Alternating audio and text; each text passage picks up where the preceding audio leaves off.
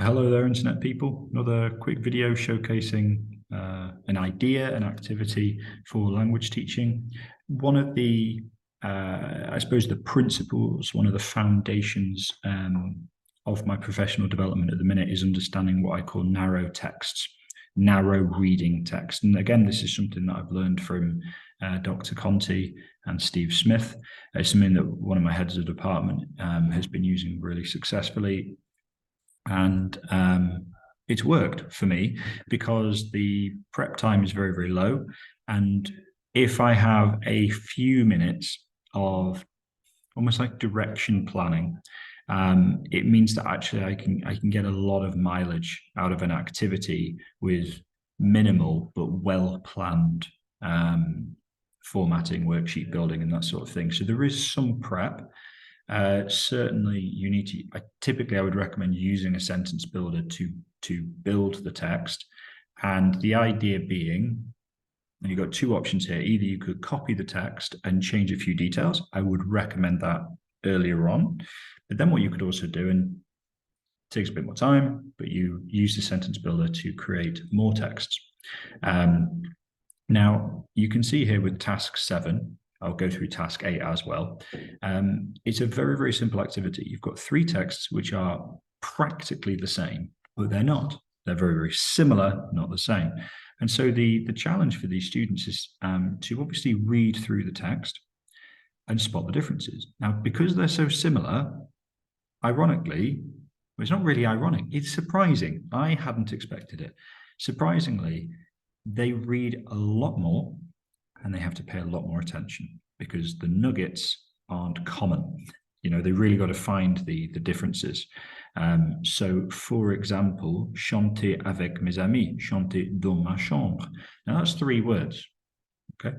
But actually, if you just skate over the surface and you've got to find 3 and they're not very common, you have to pay attention. So I found that to be very, very, very successful. A way that I've been getting more mileage out of this activity is obviously reusing the text, but also reading it aloud. Now, not really consciously, but I'd underestimated the importance of repeating that. So I might go through once, twice, maybe even 3 times. And maybe on the 3rd time, I'll ask the students to maybe pick out the adjectives, or are we looking at a particular verb form? So here there's lots of imperfect. I was, I preferred, I had, etc.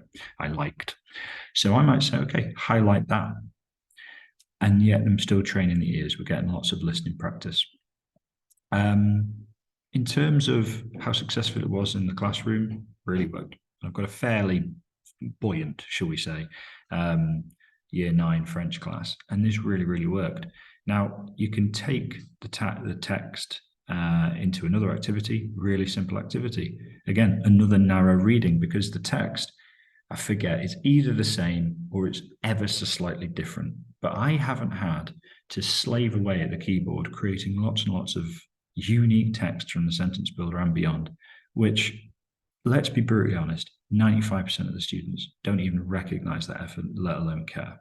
So it's not a question of not being professional. It's not a question of not putting the effort in. For me, honestly, it's a question of being smart with the effort that I put in. I want the best bang for my buck, but I also need to be realistic. If I'm slaving away, doing something that really doesn't matter to my students and actually doesn't lead to increased results, academic or otherwise, controversial though it may be, I believe that that's a waste of time. I would much rather spend time with my kids, do a bit of gardening, go to the gym, watch a film, sit on the sofa with my wife. My work has to be work, and it's very important to me, but it can't consume me. And I have to be smart about how I invest my time and how I create activities and resources. It's very easy to get sucked down a rabbit hole with that. And I think actually we need yardsticks by which we measure the work that we put in and the investment. Doesn't mean I don't care about my students, and it doesn't mean at all that I care about their outcomes and their exam results and their love for languages. I hope that makes sense. But with this task 8, you've got the expressions here. Sometimes I might put in synonyms. That's another one. Let's say, for example, it's off the top of my head, let's say that this one is the text 2, which it might be. It's got dans ma chambre in it. I might get another one, but instead of look for the expressions, look for the synonyms. Next one, we might take text 3, and it might be look for the antonyms, so the words that mean the opposite. Now they would have to look in the text, look carefully, and find the words in English that are the complete opposite. Now, how you manage this is really up to you and how your class will react. Maybe some of the activities need to be a little bit smaller, but in principle, you've got your foundation here of text that you can play around with. You could do stuff like break the flow, remove letters, remove accents, etc. What worked as well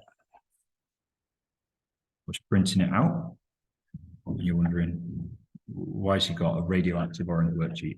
Necessity is the mother of innovation and invention. This was the only paper available when the printer ran out. And so I ended up with, very short notice needing to print, and it was bright orange. I've never seen kids so glued to a worksheet. It was orange. That's all that I changed. They loved it.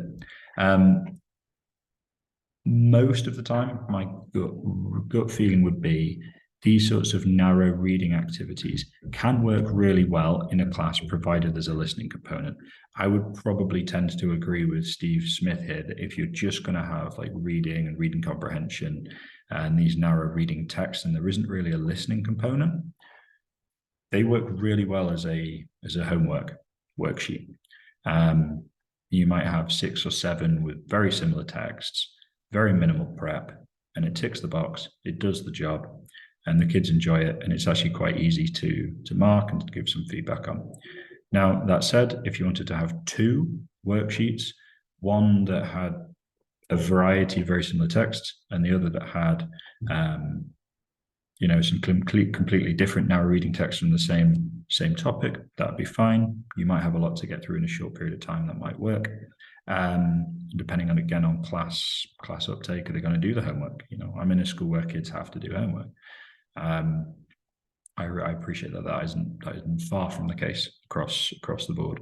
But then if you're using something like OneNote, you absolutely could record yourself, get your sixth formers to record some audio, and so you've got reading and listening for both. But those just some thoughts really on narrow reading text and what worked for me this past week. I hope that helps. It is far from exhaustive. You could do an entire Udemy course on how to use narrow reading text, and you would still have stuff to work with at the end of it. But it worked really, really well for me, guys. And remember, I'm trying to reflect and do a video diary to help myself improve and develop as a teacher. I'm far from the finished article, but I know that I've got some stuff that might be helpful, and that I hope can reduce your stress, reduce your the burden of just unnecessary tasks, so that you can focus on that which you love, which I hope, as with me, is teaching. All right, so I hope you have a great day. God bless, and see you soon.